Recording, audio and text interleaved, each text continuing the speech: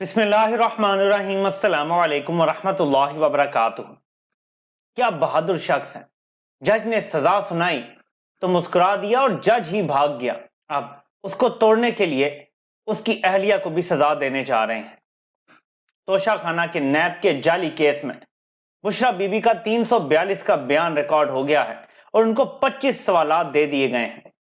یہی اب عمران خان کے ساتھ ہوگا اور اس کے بعد 8 فروری سے پہلے کوشش یہ ہے کہ بشریٰ بی بی بھی جیل کی سلاخوں کے پیچھے ہوں۔ اس کی میں آپ کو وجہ بتا دیتا ہوں۔ اس کی 2 بڑی وجوہات ہیں۔ پلانرز کو یہ لگتا ہے کہ عمران خان کی جان جس طوطے میں ہے وہ بشریٰ بی بی ہے۔ عمران خان اپنی ذات پہ سب کچھ برداشت کر لے گا، بشریٰ بی بی پہ نہیں کر پائے گا۔ جب جیل میں ڈال دیں گے اور ان کو ملنے بھی نہیں دیں گے اور ایسے ہفتوں مہینوں گزر جائیں گے تو ٹوٹ جائے گا۔ ایک تو یہ کوشش ہو سکتی ہے، لیکن ایک کوشش ساتھ ساتھ یہ ہے کہ یہ ایک پریمپٹیو سٹرائک ہے۔ ان کو ڈر پڑا ہوا ہے کہ سب کچھ کرنے کے باوجود، بلے کا نشان لینے کے باوجود، تاریخ کا سب سے زیادہ جبر کرنے کے باوجود بھی اگر پی ٹی آئی کے آزاد امیدوار 8 فروری کو جیت جاتے ہیں، اگر عوام نکل آتی ہے اور 70% سے زیادہ ٹرن آؤٹ ہو جاتا ہے اور عوام اپنے ووٹوں کی حفاظت بھی کر لیتی ہیں، پولنگ ایجنٹس بھی ڈٹ کے کھڑے رہتے ہیں پی ٹی آئی کے، منصوبہ ساز شکست کھا جاتے ہیں، تو بشریٰ بی بی کا جیل میں ہونا جو فیوچر کا سیٹ اپ ہوگا اس کے لیے عمران خان سے بارگین کرنے کے لیے بھی استعمال ہو سکتا ہے۔ یہ اس قدر گرے ہوئے لوگ ہیں کہ یہ نہ عورت دیکھتے ہیں، نہ بزرگ دیکھتے ہیں، نہ بچہ دیکھتے ہیں، نہ آئین دیکھتے ہیں، نہ قانون دیکھتے ہیں۔ یہ صرف اپنے مفادات دیکھتے ہیں۔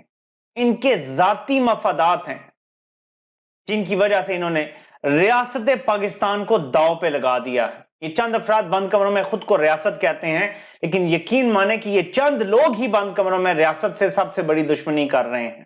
عمران خان نے قوم کو کہا ہے کہ آپ نے گھبرانا نہیں ہے اور 8 فروری کو آپ نے اپنے ووٹ سے اظہار کرنا ہے۔ آپ کو غصہ آیا ہے؟ آنا بھی چاہیے، ضرور آنا چاہیے جو کچھ ہو رہا ہے، لیکن اس کا اظہار آپ نے 8 فروری کو کرنا ہے۔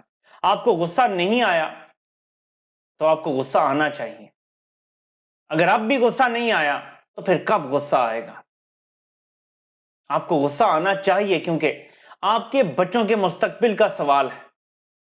آپ کی آزادی اور غلامی کے درمیان فیصلہ کن دن آ رہا ہے۔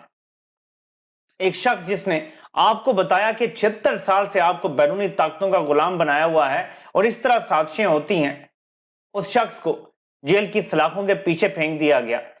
یہ آپ کا فرض ہے کہ اس شخص کو آزاد کروائیں، اور اسے آزاد صرف ایک طرح سے کیا جا سکتا ہے کہ آپ سارے ووٹ ڈالیں۔ گھر میں اگر 10 بندے ہیں تو 10 کے 10 ووٹ ڈالیں، گھر میں 2 بندے ہیں تو 2 کے 2 ووٹ ڈالیں، کوئی ایک ووٹ ڈال سکتا ہے تو ایک ہی ووٹ ڈالیں، لیکن ووٹ سب نے ڈالنا ہے۔ ترقی یافتہ ممالک میں 90-95% سے زیادہ ٹرن آؤٹ ہوتا ہے۔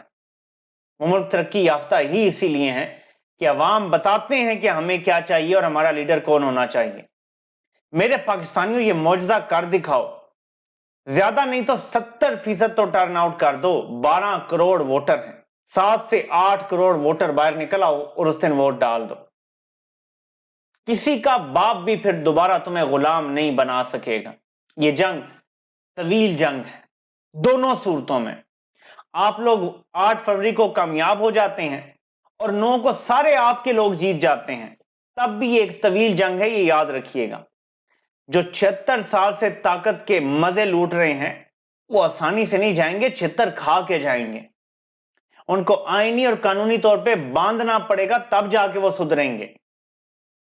موجودہ صورتحال میں سارا سسٹم کمپرومائزڈ ہے، اور سب سے پہلی تبدیلی جو میں سجیسٹ کروں گا نئی حکومت کو، اگر وہ حلالی حکومت آتی ہے، ڈیل والی حکومت نہیں آتی، سلیکٹڈ حکومت نہیں آتی، کہ آئین کے آرٹیکل 19 میں تبدیلی کی جائے، اور جو لکھا ہوا ہے کہ اس ادارے اور اس ادارے پہ تنقید نہیں ہو سکتی یا اس کے بارے میں بات نہیں ہو سکتی، یہ ختم کر دیا جائے، اور پلین 1 لائنر لکھ دیا جائے کہ ہر پاکستانی کو اظہار رائے کی آزادی ہے، پرسنل سپیس میں کسی کی نہیں جا سکتے بس، اور ساتھ بے شک لکھ دیا جائے کہ subject to any other constitutional جو بھی آرٹیکلز ہیں ان کے۔ اس میں پھر اظہار رائے میں جو لوگ کچھ گستاخی کر جاتے ہیں اللہ کی برگزیدہ ہستیوں کی، اللہ کے نبی کی، وہ پھر نہیں ہو سکے گی، کیونکہ آئین کی آرٹیکل میں یہ بھی موجود ہے 95B(C) جو سزائیں ہیں وہ موجود ہیں، سزائے موت ہے، عمر قید ہے، یہ ساری سزائیں موجود ہیں۔ تو یہاں آپ ایک قدغن لگا دیں کہ کسی برگزیدہ ہستی کی توہین نہیں ہو سکتی، مذہب کی توہین نہیں ہو سکتی، اس کے علاوہ آزادی اظہار دے دیں سب کو۔ یقین مانیں، میں آپ کو یقین دلاتا ہوں کہ یہ آزادی اظہار صرف غریب کے لیے ہوگا، امیر کو ویسے کوئی کیا کہہ سکتا ہے، آپ مجھے بتائیں۔ نواز شریف، مریم ہو گئے، زرداری ہو گئے، یا ان کو چلانے والے ہو گئے، وہ جو مرضی بول دیں، کوئی پکڑ سکتا ہے انہیں؟ پکڑے ہم جیسے آپ جیسے لوگ جاتے ہیں۔ یہ ہمیں تحفظ چاہیے آئین کا کہ ہر چیز بولنے کی آزادی ہے۔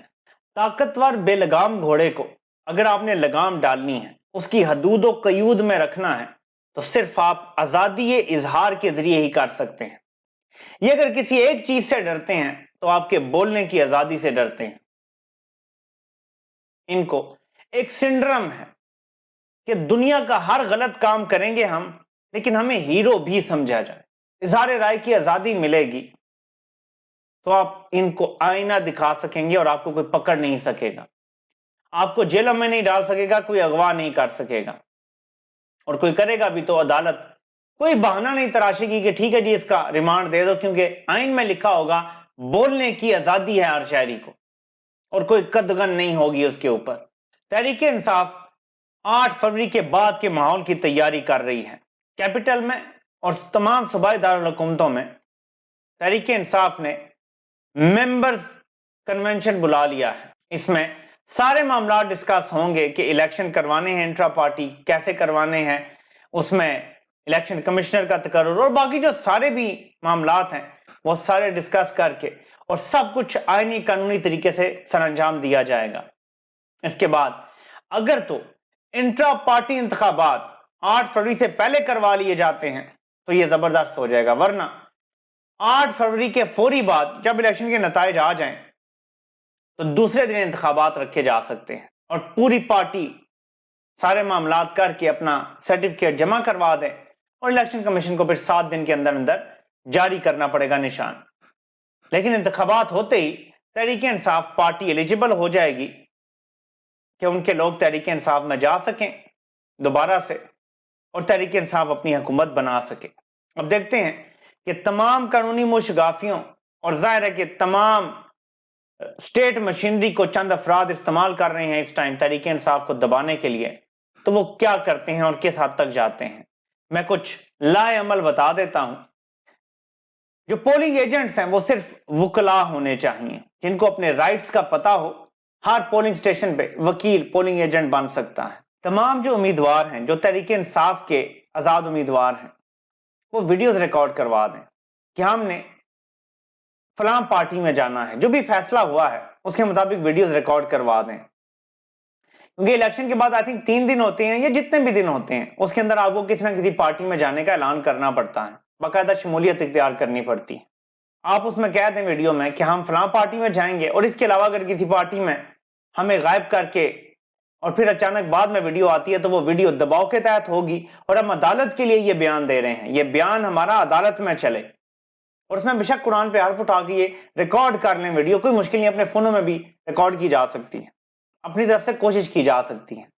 اور الیکشن نتائج آنے کے بعد تمام امیدوار جو جیتے ہوں وہ غائب ہو جائیں، انڈر گراؤنڈ چلے جائیں، اور یہ پارٹی میں شمولیت کی ساری کارروائی جو ہے یہ ہو جائے جب باقاعدہ اعلانات ہو جائیں، جب آفیشلی سب کچھ ہو جائے، تو پھر حلف لینے کے لیے اسمبلی کے ہال میں ضرور آئیں، لیکن اس سے پہلے باہر نہ نکلیں۔ لوگوں کا شکریہ ادا کرنے کے لیے بھی اپنے حلقوں میں نہ جائیں، لوگ انڈرسٹینڈ کرتے ہیں، عقل سے چلنا پڑے گا، شعور کا استعمال کرنا پڑے گا۔ وہ شخص جس کا نام عمران احمد خان نیازی ہے، وہ اپنا سب کچھ اس قوم کی آزادی کے لیے داؤ پہ لگا چکا ہے۔ یہ قوم کیا آزاد ہونا چاہتی ہے، یہ پتہ ہمیں 8 فروری کو چل جائے گا۔